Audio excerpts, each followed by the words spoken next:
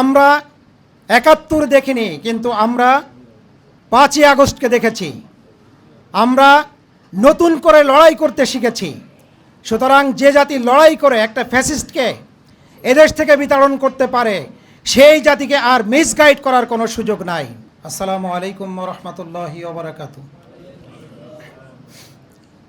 আমরা আল্লাহর শুকরিয়া আদায় করছি যে আমরা অন্তত কলবে সালিম, একটা সুন্দর মন নিয়ে, সুন্দর পরিবেশ নিয়ে আমরা এই যে ৫৪তম বিজয় দিবসে আমরা আজকে এখানে একত্রিত হতে পারলাম। এই জন্য আল্লাহর শুকরিয়া আদায় করছি, আলহামদুলিল্লাহ। এই দিনটাকে আপনারা জানেন নানাভাবেই বাংলাদেশ জামাত ইসলামী উদযাপন করছে। গতকাল এই দিবসটি উপলক্ষে প্রেস ক্লাবে আলোচনা সভা ছিল, যেখানে মোহতারাম আমিরে জামাত বক্তব্য পেশ করেছেন জাতির উদ্দেশ্যে। আজকে সকালেও আপনারা জানেন একটা ঐতিহাসিক কর্মসূচি যুব ম্যারাথন। এই যে যুব ম্যারাথন, এটা ইঙ্গিত করে আগামী দিনের বাংলাদেশ লিড করবে এই যুবকেরা ইনশাআল্লাহ। আগামী দিনের বাংলাদেশের পরিবর্তনের সূচনা করবে। আগামী দিনে সুখী সমৃদ্ধশালী একটা দেশ গঠনের যে সূচনা করবে, সেটা হচ্ছে আমাদের এই যুবক ভাইয়েরাই। প্রিয় ভাইয়েরা, আজকে আমরা ৫৪ বছর পরে এসেও স্বাধীনতাকে খুঁজছি। এখনও এই স্বাধীনতার সপক্ষের শক্তি এবং বিপক্ষের শক্তি বলে এই জাতিকে বিভাজন করার একটা চেষ্টা, অপপ্রয়াস এখনও চালানো হচ্ছে।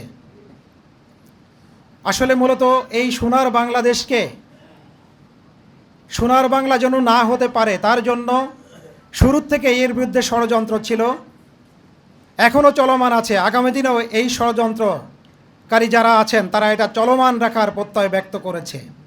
তো আমাদের ঘোষণা হচ্ছে যে যা গিয়েছে পূর্বে অতীত হয়ে গিয়েছে। ৫ই আগস্টের পরে একটা বার্তা আমরা যত দুষ্কৃতিকারী, যত দেশদ্রোহী, দেশের বিরুদ্ধে ষড়যন্ত্রকারী তাদের কাছে দিতে চাই। সেটা হচ্ছে যে আমরা ৭১ দেখিনি, কিন্তু আমরা ৫ই আগস্টকে দেখেছি। আমরা নতুন করে লড়াই করতে শিখেছি। সুতরাং যে জাতি লড়াই করে একটা ফ্যাসিস্টকে এদেশ থেকে বিতাড়ন করতে পারে, সেই জাতিকে আর মিসগাইড করার কোনো সুযোগ নাই। এই জন্য আগামী দিনে আমাদেরকে ইস্পাত কঠিন সিদ্ধান্ত নিতে হবে। এখনও ওসমান হাদিদেরকে রক্ত দিতে হয়। একজন দেশপ্রেমিক এবং বৈষম্যহীন একটি সমাজ গড়ার জন্য যিনি দীপ্ত পদক্ষেপ নিয়ে এগিয়ে গিয়েছিলেন, তাদেরকে এখনও রক্ত দিতে হচ্ছে এই বাংলাদেশে। আপনারা জানেন এটা একটা সুদূর প্রসারী ষড়যন্ত্রের অংশ। এখানে শুধুমাত্র একজন শুটার শ্যুট করেছে এটিই নয়, এর শিকলটা অনেক গভীরে। আপনারা জানেন এর কানেক্টিভিটি যে ওই দাদাবাবুদের দেশে যেয়ে পড়েছে। সুতরাং আজকের আমাদের এই ভূখণ্ডটা নিরাপদ নয় কেন? আমরা একজন সুন্দর প্রতিবেশী এখনও পাইনি। এই জন্য নবম সেক্টর কমান্ডার মেজর জলিল তার বইতে লিখেছিলেন, অরক্ষিত স্বাধীনতাই হচ্ছে পরাধীনতা।